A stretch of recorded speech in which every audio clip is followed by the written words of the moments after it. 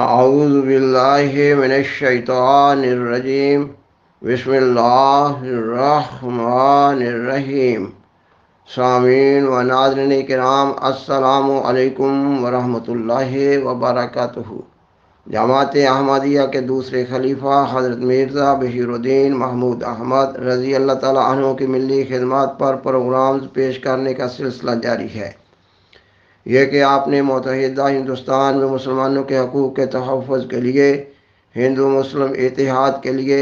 ہندوستان کی آزادی کے لیے اور قیام پاکستان کے لیے سخت محنت کی، اور نیز یہ کہ آپ کی مسلسل درد بری دعاؤں، انتھک محنت اور جماعت احمدیہ مسلمہ کی قربانیوں سے پاکستان مرد وجود میں آیا۔ اس سے قبل اس مضمون پر 18 پروگرامز پیش کیے جا چکے ہیں۔ یہ سلسلہ کا 19واں پروگرام ہے۔ گزشتہ پروگرام میں حضرت سر چودھری محمد ظفر اللہ خان صاحب کی لندن میں گول میز کانفرنس میں شمولیت اور قومی اور ملی خدمات پر ہندوستان اور انگلستان کے دانشوروں کی آراء کا ذکر کیا جا چکا ہے،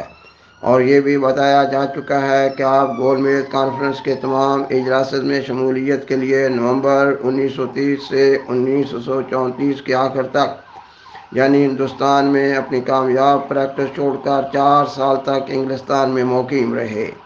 اس عرصہ کے دوران 26، 27 اور 28 دسمبر 1931 کو مسلم لیگ کا سالانہ اجلاس دہلی میں ہونا قرار پایا۔ اس وقت کے نامور اور ممتاز مسلمان لیڈروں نے آپ کو اس سالانہ اجلاس کی صدارت کا فریضہ سر انجام دینے کی بطور خاص درخواست کی۔ مضمون کو آگے بڑھانے سے قبل اس واقعہ کا تجزیہ کرنا انتہائی ضروری معلوم ہوتا ہے۔ قائد اعظم محمد علی جناح اور ڈاکٹر سر محمد اقبال صاحب کی موجودگی میں مسلم لیگ کے سالانہ اجلاس دہلی کی صدارت کے لیے آپ سے درخواست کی جا رہی ہے۔ ان حالات سے یہ نتیجہ نکلتا ہے کہ اس وقت کے مسلمان رہنما انتہائی دیانتداری سے یہ سمجھ رہے تھے کہ حضرت خلیفۃ المسیح ثانی رضی اللہ تعالیٰ عنہ ہی وہ بابرکت وجود ہیں جو ہندوستان میں مسلمانوں کے حقوق کا تحفظ کیے ہوئے ہیں، اور آپ ایک مذہبی جماعت کے امام ہونے کی نسبت سے خود براہ راست مسلمانوں کے سیاسی امور کے لیے زیادہ وقت وقف نہ کر سکتے تھے۔ اس لیے سر چودھری محمد ظفر اللہ خان صاحب حضرت امام جماعت احمدیہ کی نمائندگی میں کام کر رہے ہوتے تھے۔ تاریخ احمدیت جلد پنجم کے صفحات 301 تا 306 پر چودھری محمد ظفر اللہ خان صاحب کے ایک اہم مکتوب کا عکس دیا گیا ہے، جو انہوں نے اس اجلاس کے بارے میں حضرت امام جماعت احمدیہ کی خدمت میں 10 دسمبر 1931 کو لکھا۔ اس وقت اس خط میں سے چند ایک عبارات پیش کی جا رہی ہیں۔ مثلاً آپ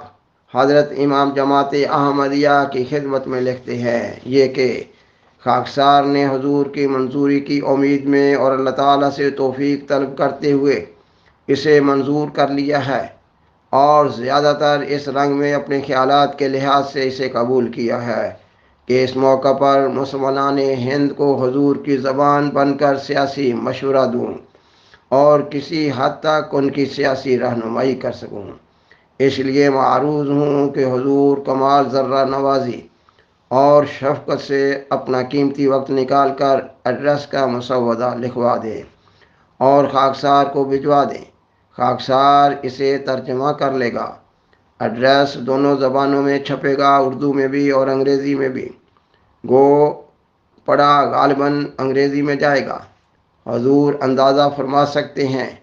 کہ وقت بہت ہی مختصر بلکہ ناکافی ہے، لیکن زیادہ مشکل یہ ہے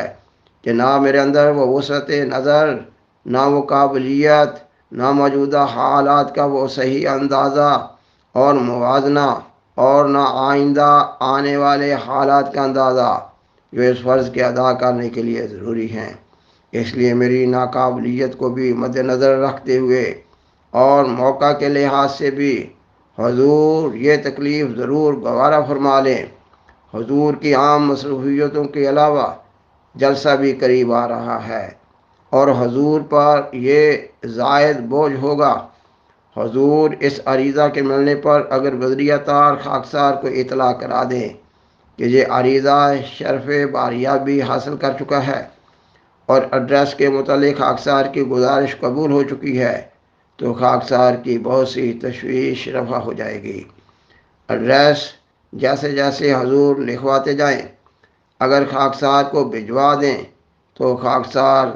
ساتھ ساتھ ترجمہ کراتا جائے۔ ایڈریس سیاسیات حاضرہ میں مسلمانوں کی حالت، موجودہ سیاسی حالات پر تبصرہ اور آئندہ کے کام کے متعلق بھی ہوگا۔ آئندہ ایک باقاعدہ نظام اور اتحاد کے ساتھ ہر کام کرنے پر اگر حضور پسند فرمائیں تو خصوصیت سے زور دے دیں۔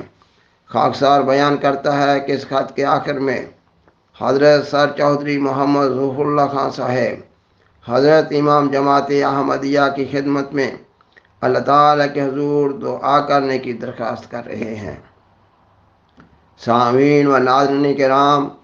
تاریخ احمدیت جلد پنجم کے صفحات 307 تا 309 پر مسلم لیگ کے اجلاس دہلی میں حضرت سر چودھری محمد ظفر اللہ خان صاحب کے خطبہ صدارت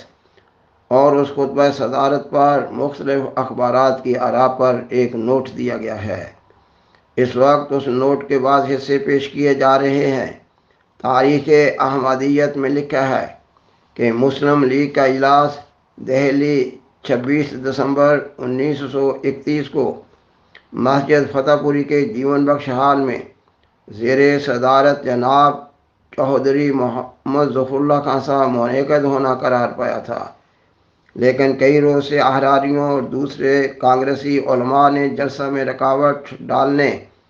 اور چودھری صاحب کو محض احمدی ہونے کی وجہ سے بدنام کرنے میں اپنی تمام کوششیں صرف کر دیں۔ آپ کے سیاہ جھنڈیوں سے استقبال کیا اور بالآخر حال پر بھی قبضہ کر لیا، جس پر مسلم لیگ کے 100 مندوبین خان صاحب نواب علی صاحب کی کوٹھی واقع نئی دہلی میں جمع ہوئے۔ خان صاحب ایس ایم عبداللہ صدر مجلس سے استقبالیہ کے خطبہ کے بعد سر مولوی محمد یعقوب صاحب سیکریٹری مسلم لیگ نے لیگ کونسل کے انتخاب کے مطابق چودھری ظفر اللہ خان صاحب سے فراز صدارت ادا کرنے کی درخواست کی اور چودھری صاحب کرسی صدارت پر رونق افروز ہوئے اور ایک مبسوط فاضلانہ خطبہ صدارت پڑھ کر سنایا۔ اس خطبہ میں آپ نے مسلم نقطہ نگاہ کی ترجمانی کرتے ہوئے ملک کے تمام پیچیدہ اور لا ینحل مسائل، مثلاً وفاقی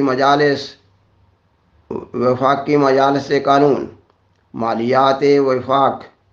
حق رائے دہندگی، عدالت وفاق، صوبجات خود مختاری، مسلمانوں کے اساسی حقوق وغیرہ پر سیر حاصل روشنی ڈالی اور نہایت صاف اور واضح لفظوں میں مسلمانوں کے موقف کی معقولیت مہر نیم روز کی طرح، یعنی دوپہر کے سورج کی طرح روشن کر دکھائی۔ سیکریٹری مسلم لیگ کے الفاظ میں یہ اجلاس عظیم النظیر تھا اور اس میں کونسل کے ارکان نے غیر معمولی تعداد میں شرکت کی۔ یہ خطبہ صدارت مسلم لیگ کی تاریخ میں نہایت درجہ اہمیت رکھتا ہے، جسے اسلامی پریس نے بے حد سراہا۔ چنانچہ چند مسلم اخبارات کی آراء درج ذیل ہیں۔ نمبر 1، روزانہ اخبار انقلاب لاہور نے 1 جنوری 1932 کے پرچہ میں خطبہ صدارت درج کرتے ہوئے لکھا،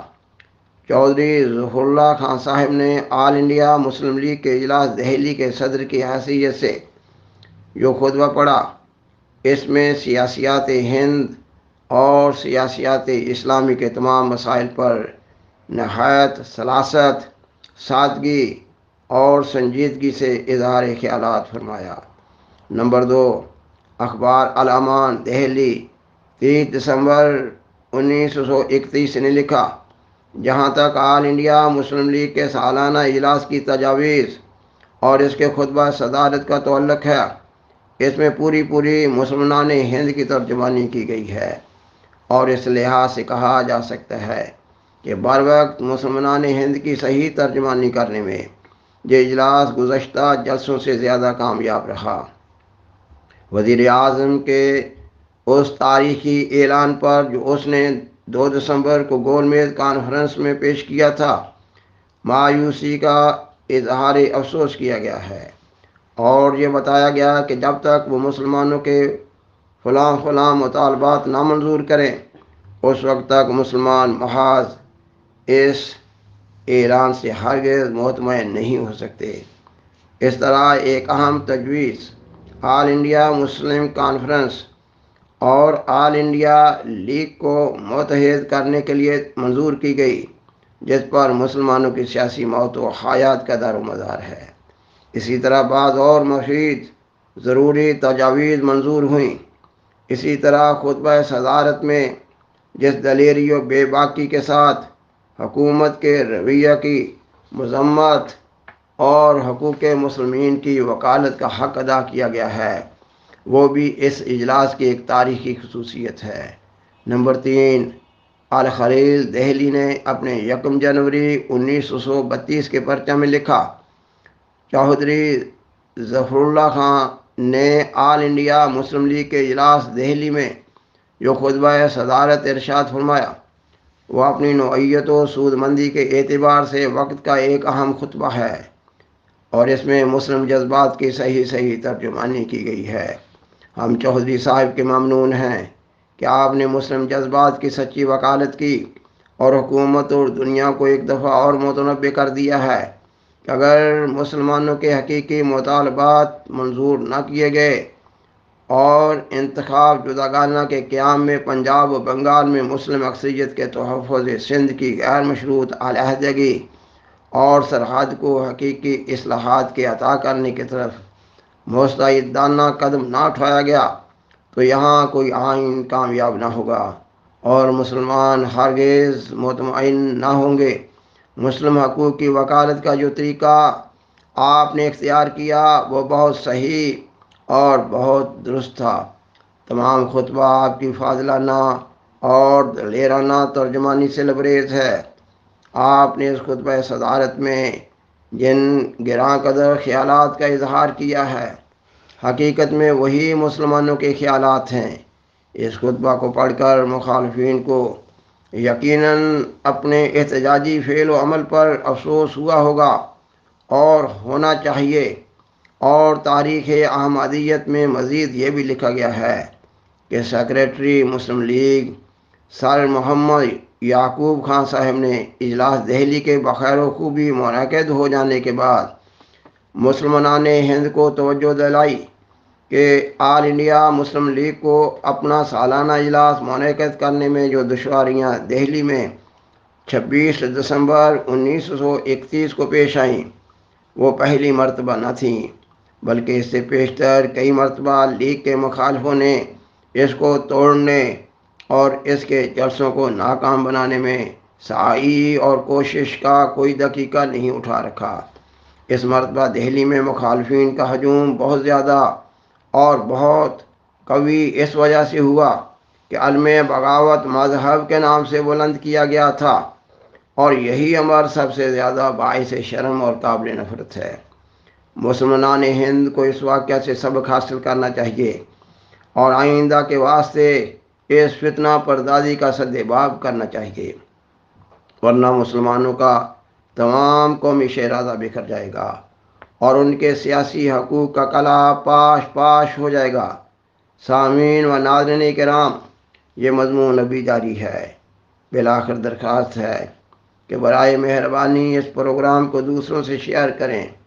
اور حضرائے کرم اس چینل کو سبسکرائب کریں۔ جزاکم اللہ تعالی احسن الجزا وآخر دعوانا ان الحمدللہ رب العالمین۔ والسلام علیکم ورحمۃ اللہ وبرکاتہ۔